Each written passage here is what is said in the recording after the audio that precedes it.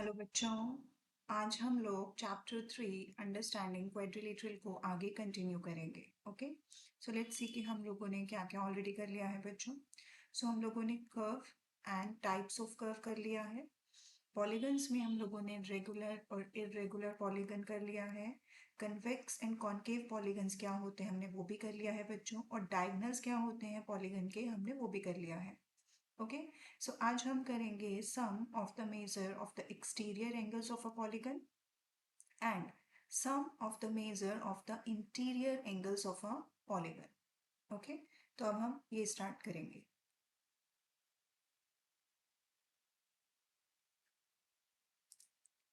सो बच्चों, क्या हम करने वाले हैं अभी? Sum of the measures of exterior angles of a polygon.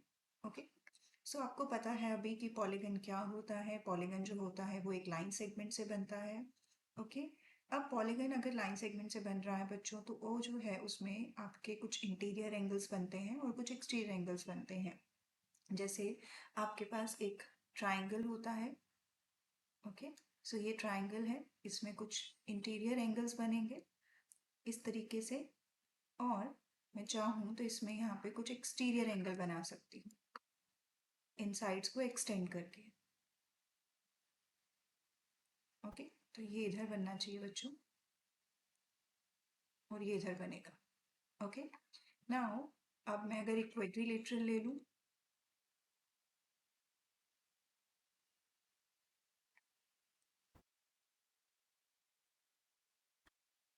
इसमें कुछ इंटीरियर एंगल्स बनेंगे ऐसे,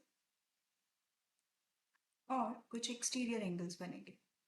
तो एक्सटीरियर एंगल जो बाहर की तरफ बनेंगे बच्चों, इंटीरियर एंगल जो लाइन सेगमेंट्स के अंदर बनेंगे। ओके, तो इस तरीके से हम इंटीरियर और एक्सटीरियर को फाइंड आउट करते हैं।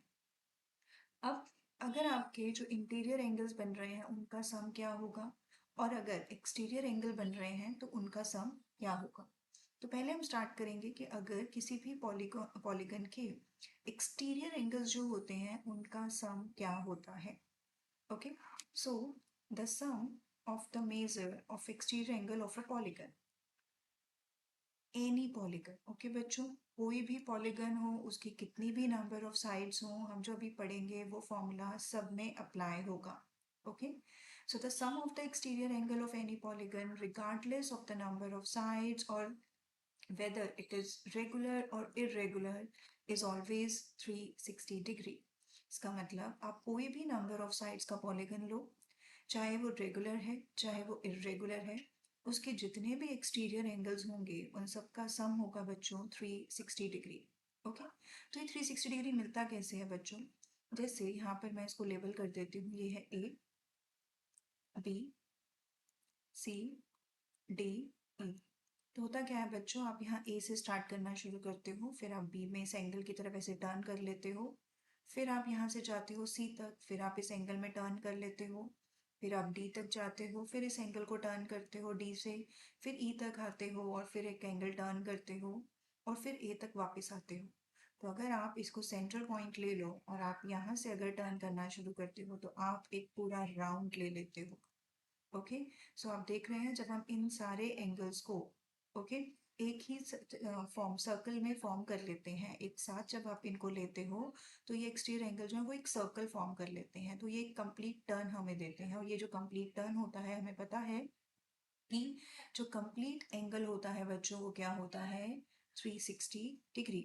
इसीलिए बाहर के जितने भी एक्सटीरियर एंगल्स होते हैं उन सबको हम क्या, उन सबका टोटल हम क्या लेते हैं बच्चों, 360 डिग्री। इसको आप विजुअलाइज कर सकते हो कि आप अगर यहाँ से मूव करना शुरू करोगे तो आप एक्चुअली में पूरा एक कंप्लीट सर्कल कम ले लोगे, और कंप्लीट सर्कल मतलब 360 डिग्री।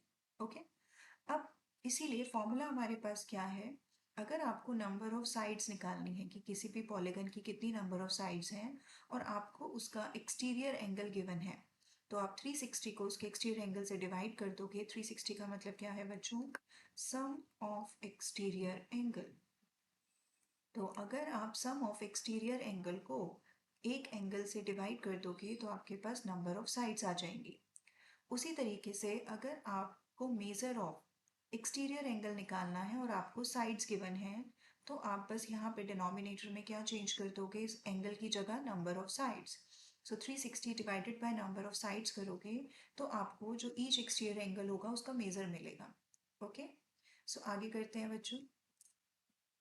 सो ये होता है बच्चों जो मैंने ऑलरेडी अभी आपको ट्राइंगल में और एक क्वाड्रिलेटरल में दिखाया था। तो ये जो दो साइड्स के अंदर आपका एंगल बनता है इसको हम बोलते हैं इंटीरियर एंगल, और जो बाहर बनता है इसको बोलते हैं एक्सटीरियर एंगल। तो आप ये देख रहे हैं कि ये जो दोनों एंगल्स हैं ये एक्चुअली में स्ट्रेट लाइन पे बन रहे हैं, और स्ट्रेट लाइन क्या होती है बच्चों, 180 डिग्री।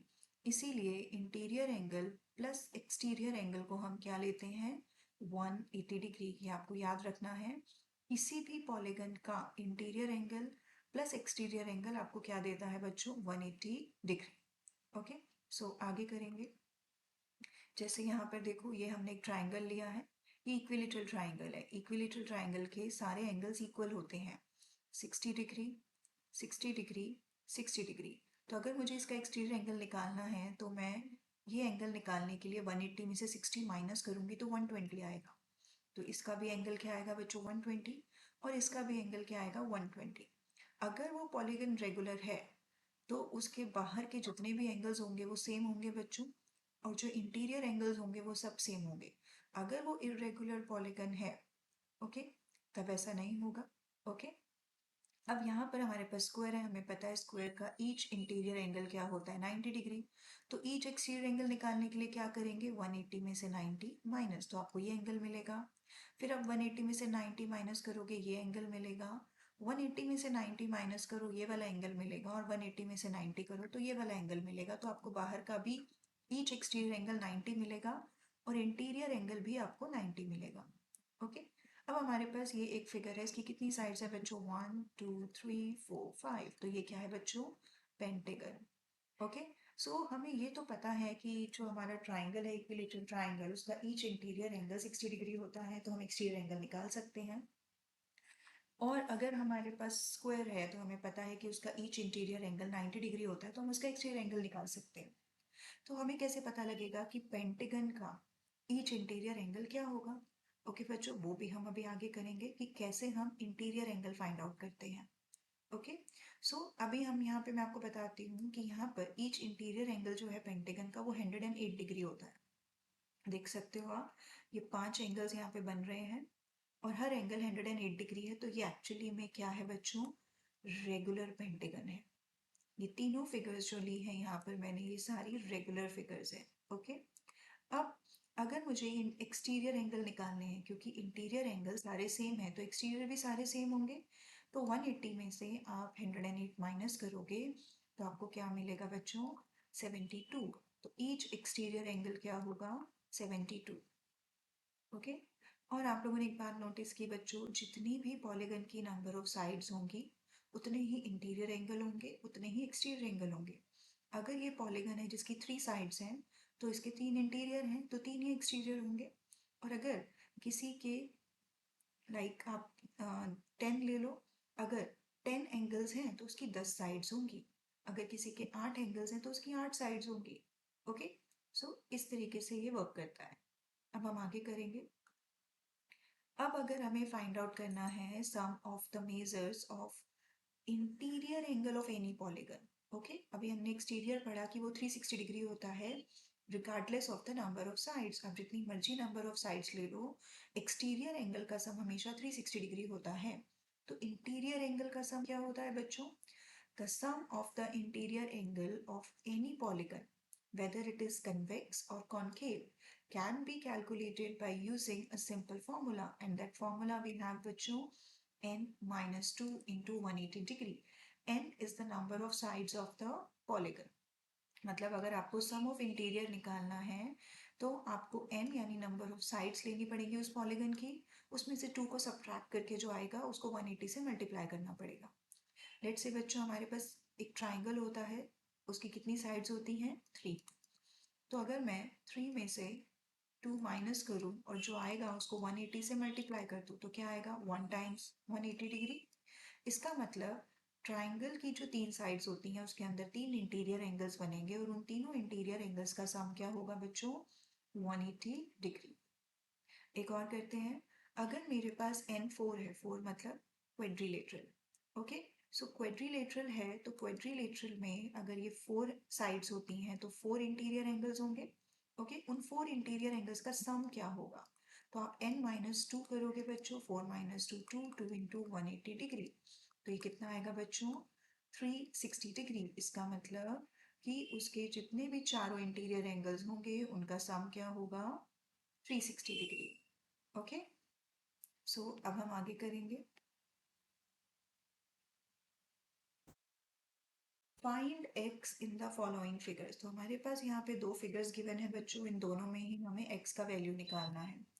x का वैल्यू निकालने के लिए मैं देख सकती हूँ कि मुझे बाहर के सारे जो एंगल्स हैं वो गिवन है, 1 2 3, क्योंकि 3 साइड्स हैं तो 3 एक्सटीरियर एंगल होंगे। तीनों एक्सटीरियर एंगल्स मुझे गिवन है और मुझे पता है कि एक्सटीरियर एंगल का सम क्या होता है बच्चों? 360 डिग्री। तो हम सिंपली वही जो है अप्लाई करेंगे और हम x का वैल्यू निकालेंगे। सो मैंने यहाँ पे ऑलरेडी लिखा हुआ है that total measure of all exterior angle is equal to 360 degree. अगर आप कभी भी इसको अप्लाई कर रहे हो बच्चों तो आपको इसको हमेशा मेंशन करना पड़ेगा, ओके। सो पहला एंगल लिया हमने 125, फिर दूसरा एंगल लिया हमने 125 एंड हमने देन लिया last angle x 360 degree, okay. So अभी ये कितना आएगा बच्चों? 125 125 250 plus x equals to 360 degree. और अब x निकालने के लिए हम 250 को 360 में से माइनस कर देंगे, तो हमारे पास x कितना आएगा बच्चों? 110। तो ये हमारे पास x का आंसर है। अब हम नेक्स्ट करेंगे। नेक्स्ट में भी हमारे पास ये वाला एंगल है 70 डिग्री, ये है x, तो ये 90 है बच्चों, तो ये वाला एंगल क्या होगा? 90। ये 60 और ये भी क्या होगा? 90। ये साइन किसका होता है? 90 का। इसको हम चाहें तो यहाँ पे शो कर सकते हैं। लेट्स से ये एंगल 1 है, ओके। तो हमारा एंगल 1 क्या होगा बच्चों? Exterior angle. मैंने आपको बताया था कि एक्सटीरियर एंगल और इंटीरियर एंगल का टोटल क्या होता है? 180 डिग्री।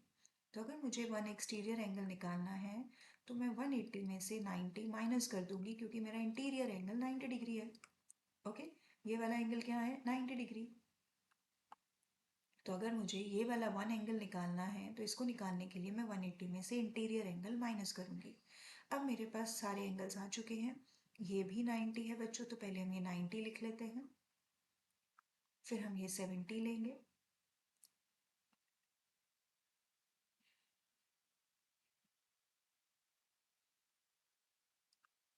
फिर हम x लेंगे बच्चों, फिर एंगल 1 लेंगे जो कि 90 है, और फिर हम 60 डिग्री लेंगे। और इन सब के टोटल को हम किसके इक्वल रखेंगे? 360 डिग्री। अगर हम इन सबको ऐड करें बच्चों तो 90 प्लस 90 कितना होता है? 180। 180 प्लस 60 240 एंड 240 प्लस 70 310। तो मुझे ये टोटल कितना मिलेगा? 310 plus x is equal to 360 degree. अब मेरे पास x कितना आएगा बच्चों? 360 minus 310 equals to 50 degree, okay. So ये इसका आंसर है। अब हम आगे करते हैं।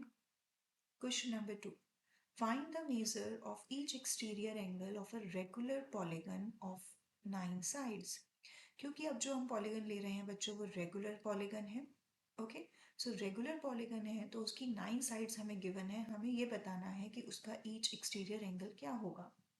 तो हमें पता है बच्चों कि ईच एक्सटीरियर एंगल जो होता है किसी भी पॉलीगन के एक्सटीरियर एंगल का जो सम होता है वो क्या होता है? 360 डिग्री। और जिसकी जितनी साइड्स होती हैं उसके उतने ही एंगल्स होते हैं। तो अगर मुझे हर एक एंगल निकालना है तो मैं सिंपली 360 को 9 से डिवाइड कर दूंगी, ओके। तो पहले हम क्या मेंशन करेंगे कि हमारा टोटल मेजर क्या है एक्सटीरियर एंगल्स का, नंबर ऑफ साइड्स कितनी है, और अगर हमें ईच एक्सटीरियर एंगल का मेजर निकालना है तो हम 360 को 9 से डिवाइड कर देंगे, तो हमारे पास आएगा 40 डिग्री। इसका मतलब हर एक एंगल जो होगा एक्सटीरियर एंगल वो क्या होगा? 40 डिग्री, ओके। और अगर आपसे बच्चों इसी क्वेश्चन में इंटीरियर एंगल पूछ लिया जाए तो आप 180 में से 40 माइनस करके उसका आंसर दे सकते हो, ओके।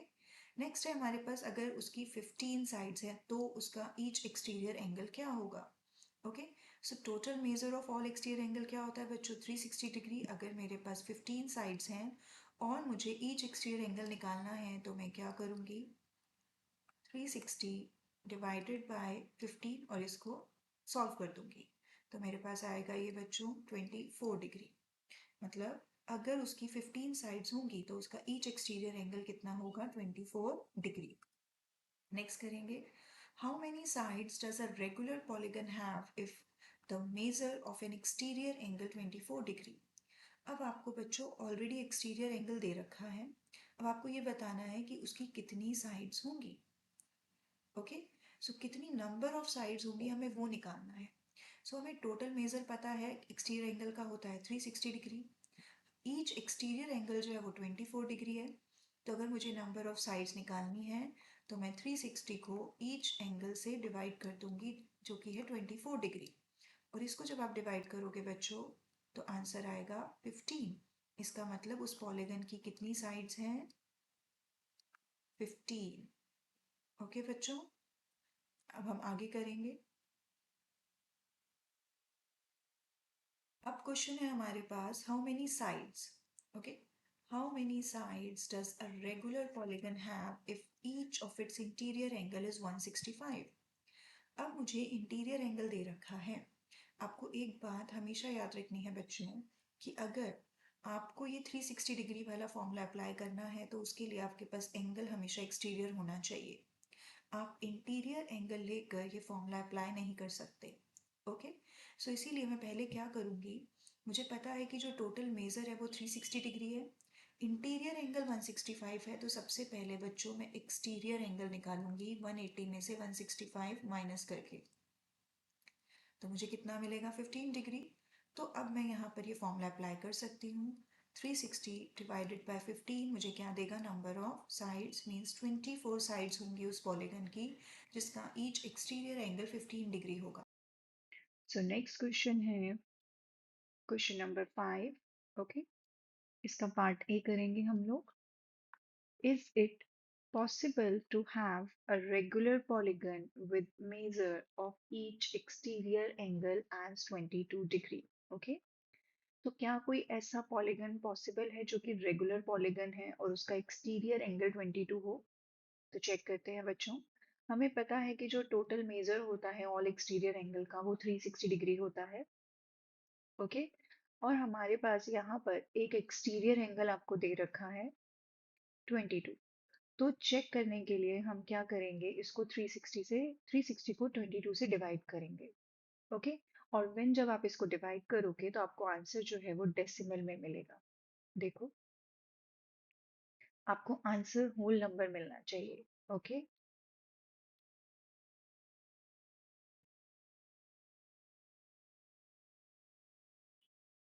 तो ये 6 से जाएगा बच्चों। तो देखो यहाँ पे रिमाइंडर बच रहा है। सो 360 जो है वो कंप्लीटली इससे डिविजिबल नहीं है। ओके, तो हम अपने आंसर में क्या लिखेंगे? Since 360 degree is not divisible by 22 degree. Okay, so therefore it is not possible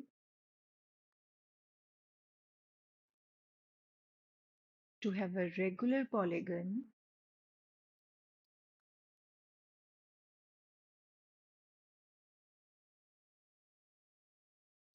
with measure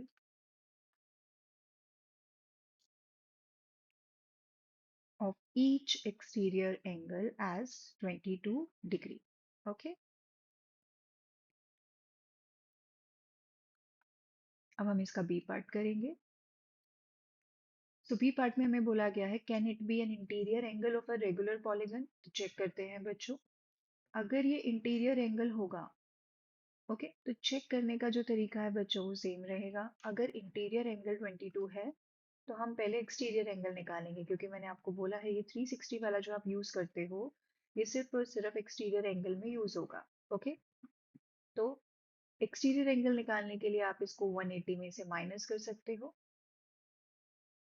तो ये आएगा 158 डिग्री, और 158 भी बच्चों पूरा इससे डिविजिबल नहीं होगा।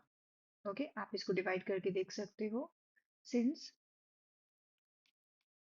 360 is not divisible by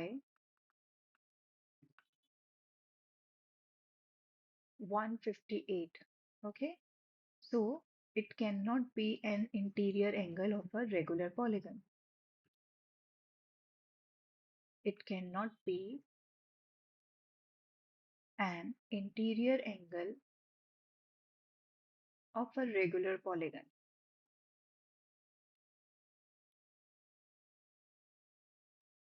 okay, so अगर किसी का एक्सटीरियर एंगल नहीं है बच्चों तो इंटीरियर भी नहीं होगा। नेक्स्ट करेंगे, what is the minimum interior angle possible for a regular polygon. Okay, अब आपको बोला गया है कि मिनिमम इंटीरियर एंगल किसी भी रेगुलर पॉलीगन का क्या हो सकता है। अगर किसी का आपको मिनिमम इंटीरियर एंगल चाहिए बच्चों तो उसकी साइड्स भी मिनिमम होनी चाहिए। ओके, सो जितनी कम साइड्स का रेगुलर पॉलीगन होगा उसका मिनिमम इंटीरियर एंगल आप फाइंड आउट कर सकते हो, उतना ही उसका एंगल मिनिमम होगा। ओके, सो सबसे लीस्ट साइड से जो एक रेगुलर पॉलीगन पॉसिबल है वो है बच्चों ट्राइंगल। उससे कम साइड से आप कोई भी पॉलीगन नहीं बना सकते, तो हमें एक ट्राइंगल ही जो है वो मिनिमम इंटीरियर एंगल दे सकता है। तो हम यहाँ पे क्या लिखेंगे, अ रेगुलर पॉलीगन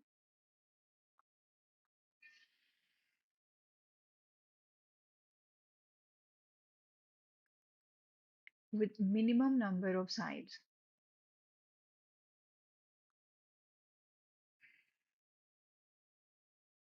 ओके, और वो कितनी साइड्स हैं बच्चों, 3,